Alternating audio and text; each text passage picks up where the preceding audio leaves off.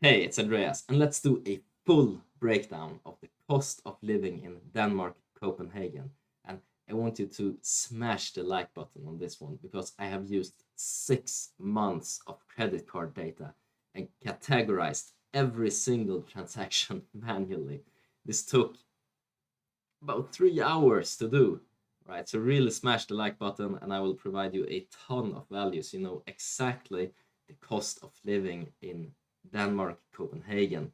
And since the topic is related, I will also go over some useful tips and tricks for moving to Denmark and talk about consumption that's good and consumption that's not worth it here.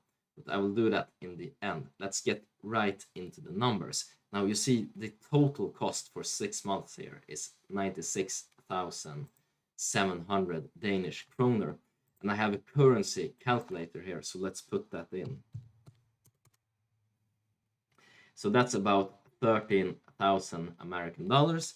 And for those of you who are watching from a euro country, the dollar is about on par with the euro right now. So it's the same amount. And what's that for a monthly cost? Well, let's take 13,000 and divide it by 6. And when we do that, we get 2,166 US dollars. So that's the cost each month to live in Copenhagen, Denmark. And what do you get for this money? Well, let's break it down every single category. First of all, we have housing here. This is by far the most expensive one. And in my case, I rent a 40 square meter apartment in Amar. That's 50 minutes walk from city center or 15 minutes by bicycle. It's also quite close to some of the industrial areas with offices in Copenhagen. So it's close by some tech companies. So that's good. All right. So in rent for 6 months, I paid 53,000. Let's put that into the calculator here. That comes out at 7,250. And let's break that down on a monthly basis. Divide it by 6 once again, and we get the sweet number of $1,200.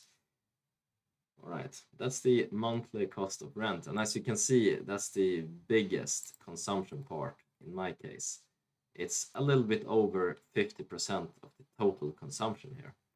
And then on second place, we have food and just food related costs. Now, I don't put eating out at fancy restaurants in this. I only have grocery store and then fast food and then also specialty stores. You can find some really good cheese and chocolate and liquor stores in Denmark that specialize in this type of good, and I like to visit those.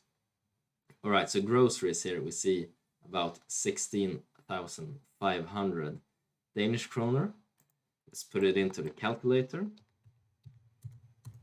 And we get 2,250 American dollars. Let's divide that by 6. We get $375 a month in groceries. And groceries, it's quite cheap here. You can buy meat at good prices. I buy fresh meat, fresh chicken, fresh grounded beef, and also sometimes filet mignon and entrecot and the fancier kind of beef. This is also a part of this daily groceries expense because I like to get some beef and egg for breakfast sometimes. So it's not ramen and noodles, it's not caviar, it's just average expenditure. And as you can see, I eat very little fast food here, but let's not put all these numbers into the calculators. Let's stick to the biggest ones. And if you're really interested, you can put it into the calculator and check on your own. And here we have free time. Now, this is me eating out at restaurants that are a bit fancier. They're not fast food places. This is boxing membership. This is me going to bars, and in total here it's 14,000. So let's put that in. This will of course be highly dependent on what type of activities you like to do in your spare time. But here we see $1,900. Divide that by 6 and we get $316. So this gets you membership at the sports club, in my case boxing, going out drinking, going out dancing salsa, and going to a restaurant once a week to eat. That's what's part of these expenses. And then we have insurance here. This is the fee to be a part of the union. Unions are common in Denmark. This is also tax deductible. And then we have broadband here. This is just the cost of having internet. I don't have cable, I don't have Netflix, I don't have any of the streaming platforms. I don't even have a television at my place because I like to go out, dance, box, and do other stuff in my life. So I don't have time to watch all these televisions. But here we can see $2,700. Let's put that in. $370 in total. So 370, divide that by 6. Then $61 a month is the cost to have internet access here in Copenhagen. And this was the second most expensive internet subscription that was. It's 1,000 megabits in download and 200 megabits in upload. So that's a decent speed. Then of course transportation here.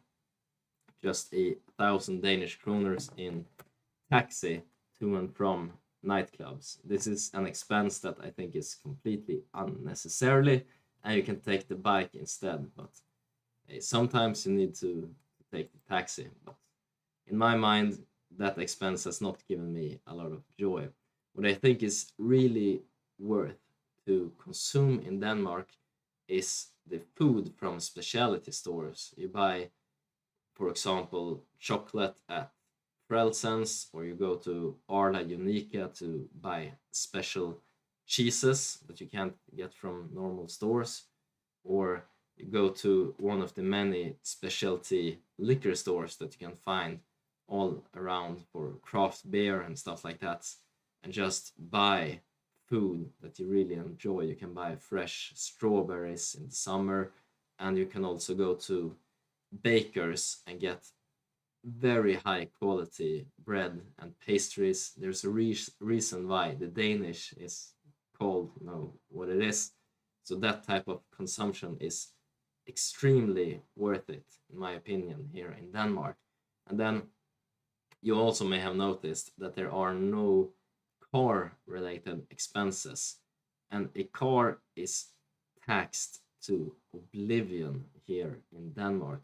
If you want to have a car, it will be really expensive, and you can buy a Nissan Altima or some really small car, like one of those cars that would be really, really cheap than American person. The price of that would be, with taxes and everything, just like having a quite fancy Mercedes or something like that. So that's why when you are in Denmark, you will see that the car pool consists of a lot of really cheap looking cars, but they're not really cheap, they're super expensive. I was shocked when I heard the prices. I remember specifically looking at the car thinking, hey, that's about 80k, but then it was 200k Danish. And for that same price in the country Sweden, where I moved from to be an expat here, you could get a quite good Volvo for the same price. So if you really, really need a car, you really need a car. But if you can get away by biking, then I highly recommend doing that, because you don't get a lot of bang for your buck in the car department here. Be prepared for that. And if you want to bring a car from abroad, maybe you're German, well, then you're gonna need to change the license plate in that sweet BMW or Mercedes, and it's going to cost you a lot. It's going to be really expensive, so be prepared for that extra piece of expense in this case. All right, so that's been the cost of living in Copenhagen, Denmark. If you have any questions about certain expenses here in Denmark, type them down in the comments below and I will answer them as good as I can. And I hope you found a ton of value in this video for planning your personal finance if you plan to move to Denmark. And I also wish to do a quick call to action here in the end of this video, because by following along and tracking all of my expenses, I think that this has improved my personal finances a lot, and I can highly recommend that you do the same and just see if you're really happy with all the expenses that you use. Maybe you see that you eat way too much fast food and you want to change this, or you see that the money just goes away when you go out to pubs or and cafes and stuff like this, and you feel like you want to change this to get more money to do vacations or something like that. But no, we all make those decisions, what we think is worth it. And that's been it for this video. As always, hope you make a ton of money from whatever investments you decide to make. Take care now. Bye bye.